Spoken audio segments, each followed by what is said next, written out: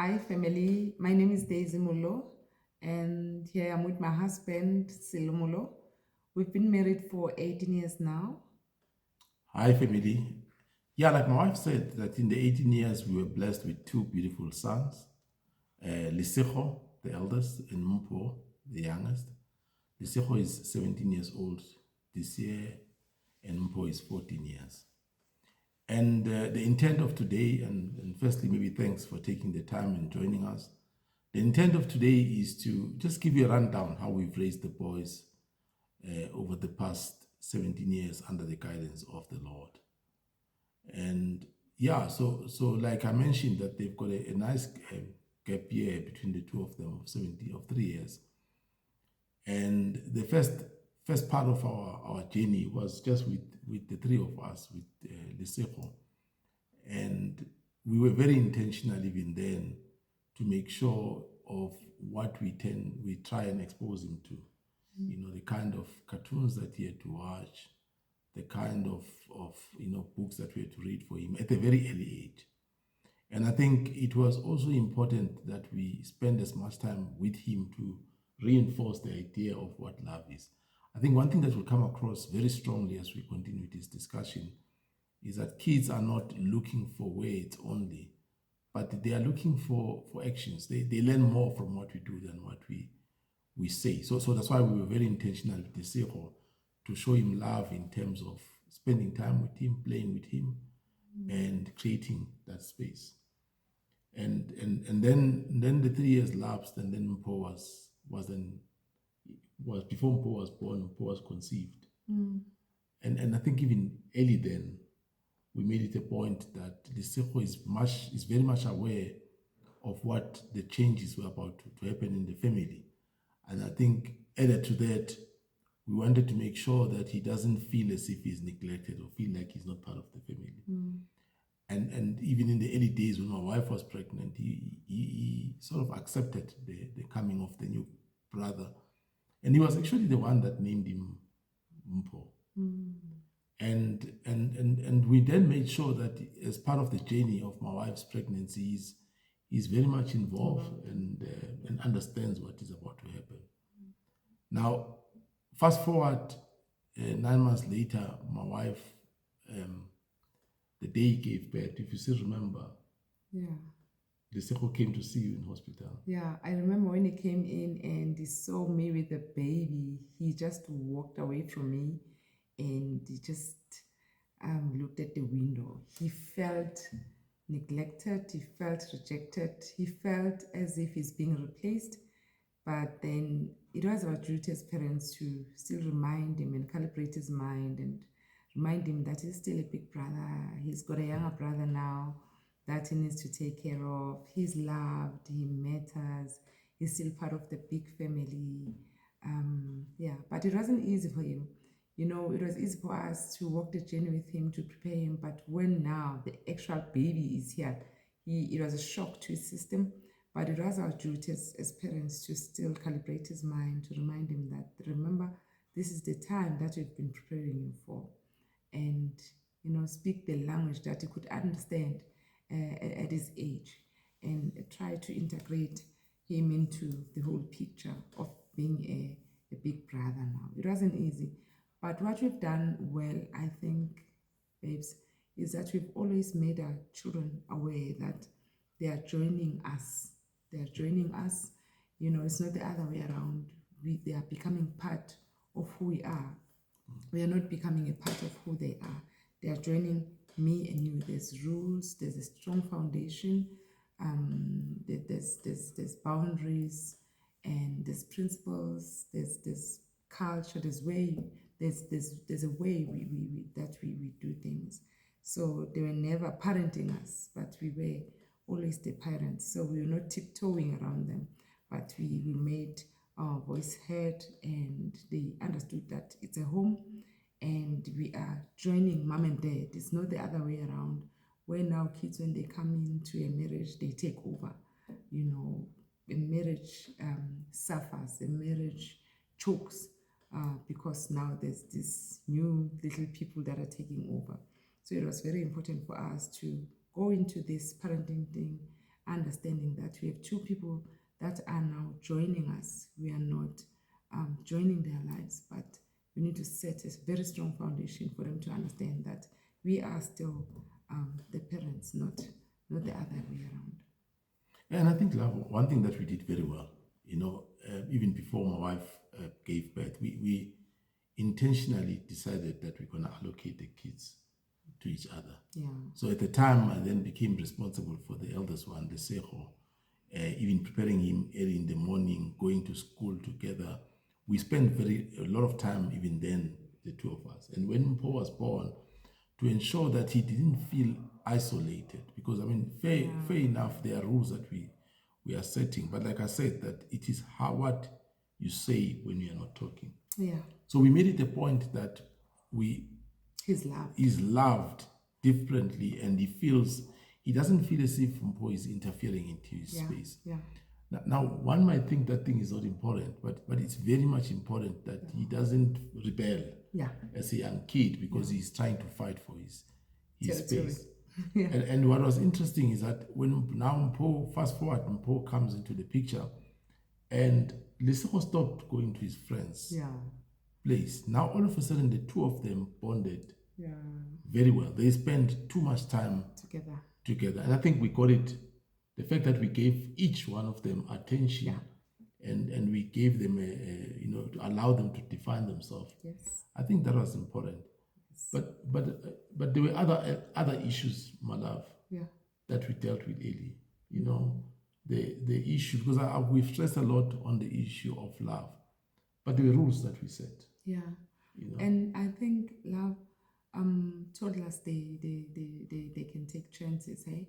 They can take over the marriage. Yep. That's if we allow them. So us investing love in our children made it easy for us to discipline them. It is so hard as a parent to discipline where you've not invested love. They push back.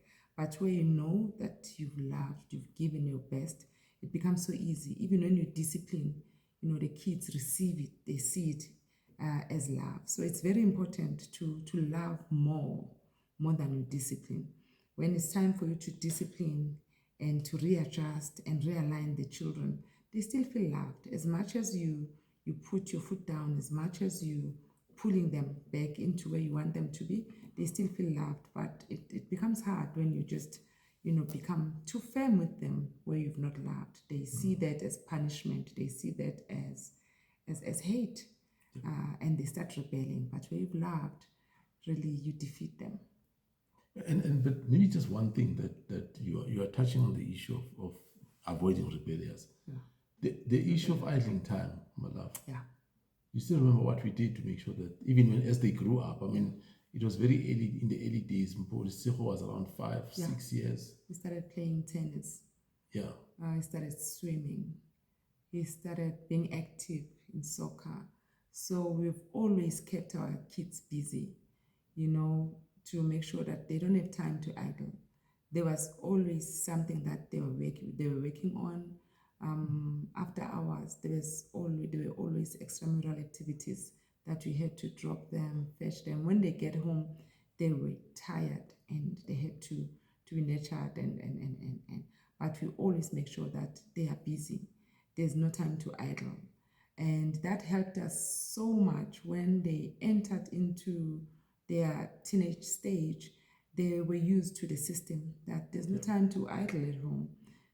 I have to be doing sport, I have to be doing music, I have to do this and that. And when they get home, they are just so exhausted. There's no time to idle. So it really helped us a lot as well to have positive kids, It made it easy for us not to deal with issues that other parents get to deal with, because they never had free time, too much time in their hands that they didn't know what to do with. Yeah, and I think even when they did have time on their hand, I think one of the issues that we dealt with was the issue of exposure to TV. So we intentionally made sure that we put parental guidance and lock channels that they were not supposed to be exposed to. Yeah.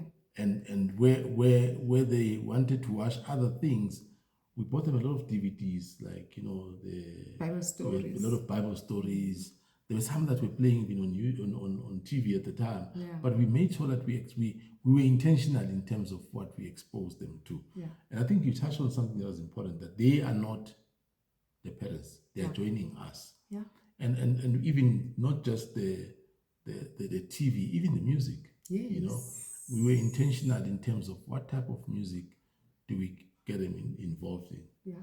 And apart, I think just apart from that, over and above that, we made sure that at a very early age they joined Sunday school. Yeah. Yeah. And so there was a balance, because sometimes we think we can outsource the service of teaching kids these things. That's why we created a platform at home with the Bible studies, the Bible books, To allow engagement, and then introduce also the Bible school. Yeah. I think just to add on that, love, what we mastered was to we live busy lives. We are chasing our dreams. We busy parents. We're trying to provide for our children, and we refuse to allow ourselves as parents to let the world raise our boys. Because they spend so many hours during the day at school with the world, with their teachers. Someone is teaching, someone is empowering, someone is influencing your son or your daughter.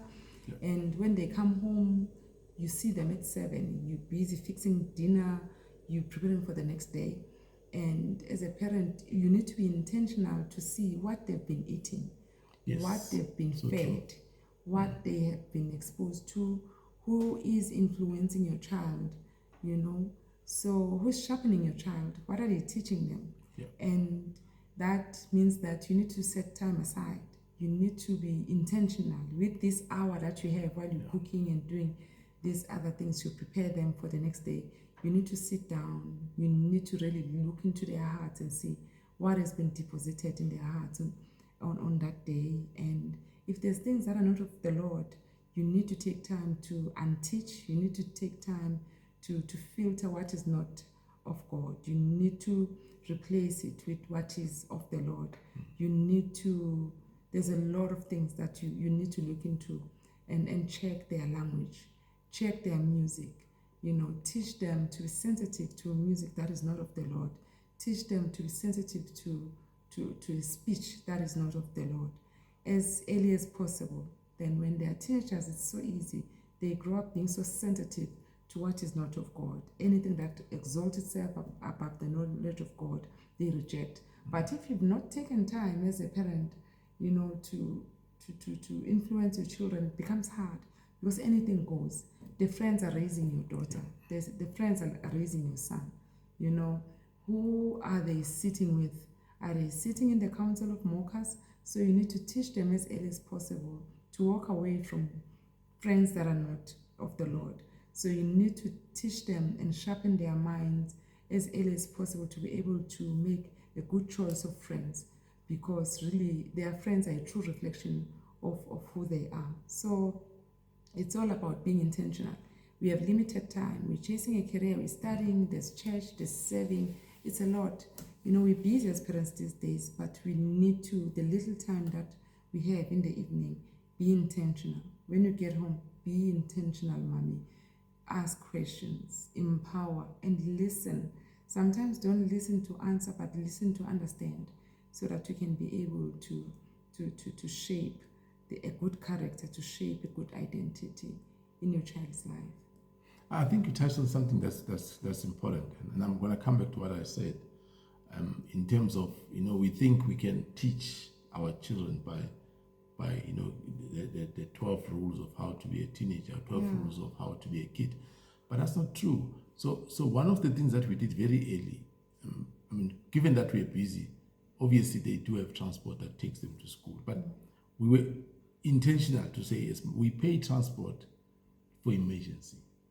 We made it as much as possible to make time to drop them to school. Even now, they don't want to use the private transport to go to school, but it allows an opportunity to then for them to vent.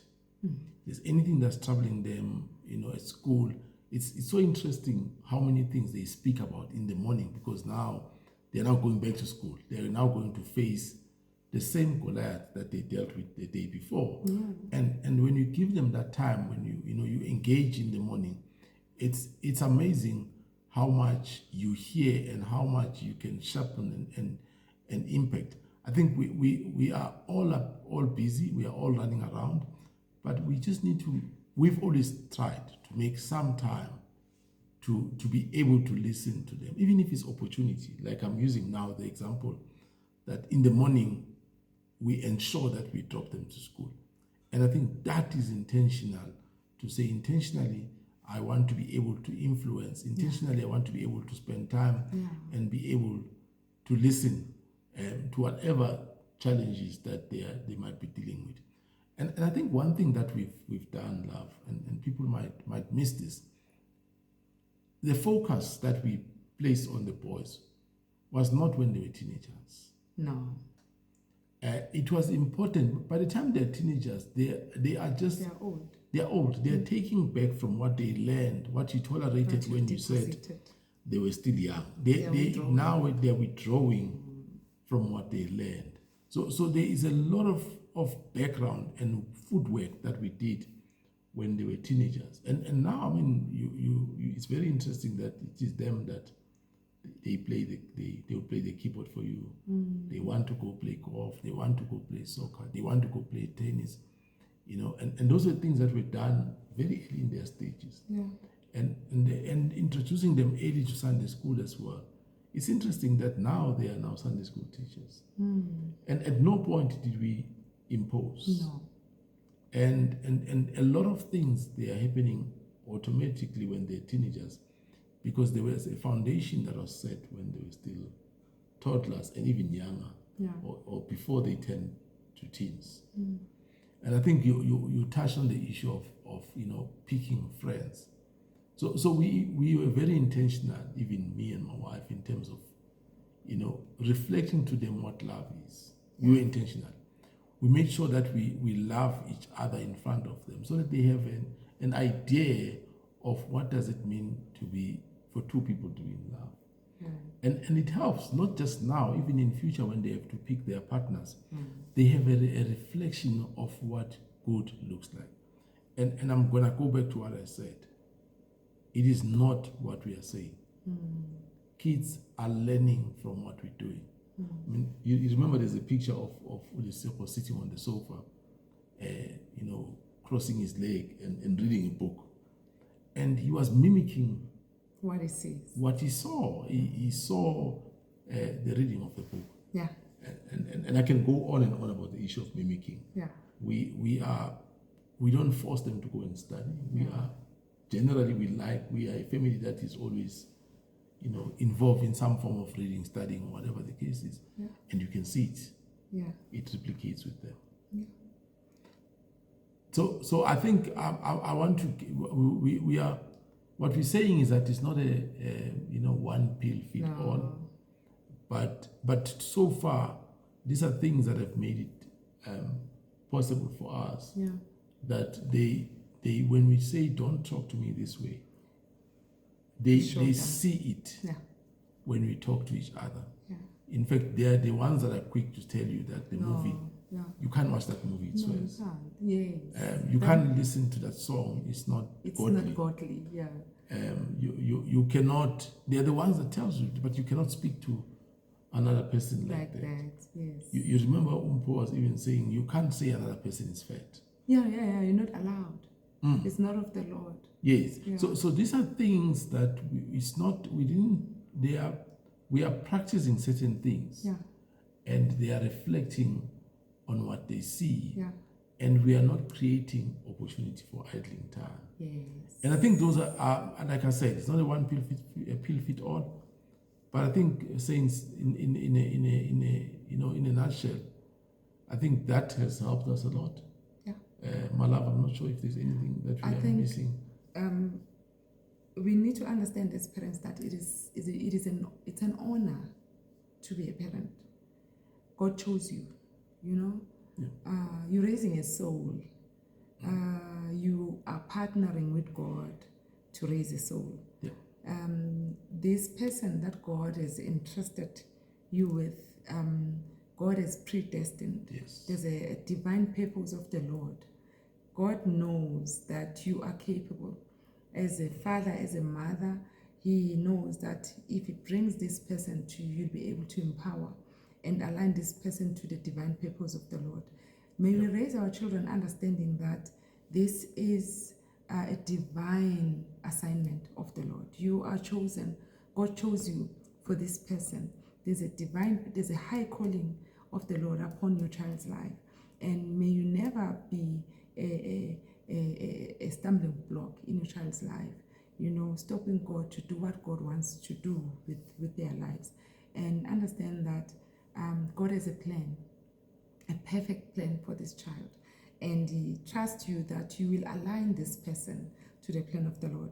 And the only way as a parent to be able, to align this person to their calling, their true calling, to what God has called them for, to what God has designed them for, is for you to really draw closer to the Lord. You're raising a soul. Being a parent is spiritual. You're raising a spiritual being. You need to consult with the Lord. You need to be aligned with what God is doing in their lives. God will reveal the way that you should speak to your child. God will teach you a way that you should raise that child. So it is very spiritual to raise a child. They are just passing through you as a parent. God chose us for these boys to pass through us. There is a destiny. God has predestined these two people, and God is banking on us for what He has in mind for these two souls. So as parents, it is so important to be prayerful, to consult with the Lord, to ask God, how do I raise these two people, God? How do I affirm them?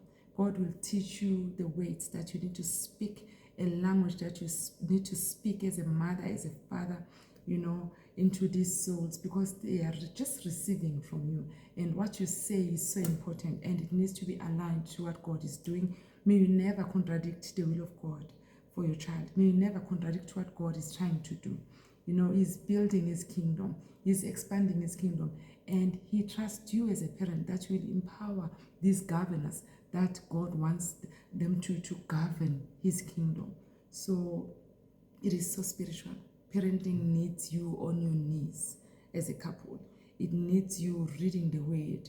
It needs you consulting with the Lord, trying to understand, finding a way that these two people or these children that God has given you, God has blessed you with, a way that they should walk. Be like Jacob's mother. When the twins were fighting in the womb, she went to inquire with the Lord. And may God raise parents that are not afraid, that are not too busy to go and inquire with the Lord and understand that, God, you've given me these two children. God, you've given me these two daughters. How am I supposed to raise them, O Lord?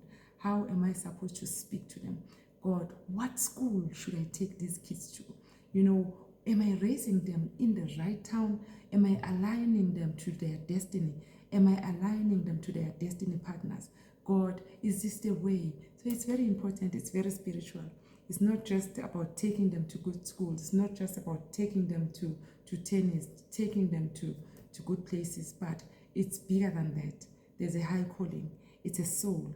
It's somebody. It's a governor. It's an ambassador that needs to represent God. And may God help us. May you never raise our children like the world is raising their children. There's a way.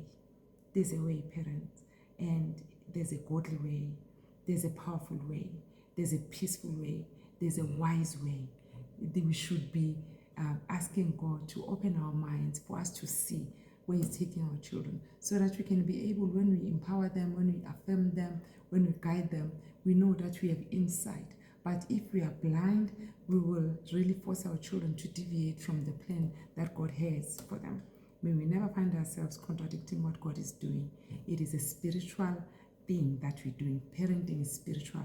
It needs us to enter into a spiritual space, into a spiritual realm, into a portal where God can start revealing in our dreams, where He's taking these souls, where God can reveal to us how we ought to raise our children. So yeah, be a spiritual couple when you raise these beautiful souls. God will show you, God will give you the wisdom, the strength, the strategies, the ways to deal with their issues. Yeah, we don't do parenting like the world. We have a Father that is willing to teach us all things. We are not lost. Yes, it's good to read books, but there's more that God wants to show us. That's it from me, babes. Okay, thanks. Enjoy the rest of the day, and it was nice sharing a few things. Remember one thing, we have not done it before. It's the first time. Yeah. Don't be too hard on yourself. Yeah. We don't have point of reference. Yeah. Some of us, we never raised in such families.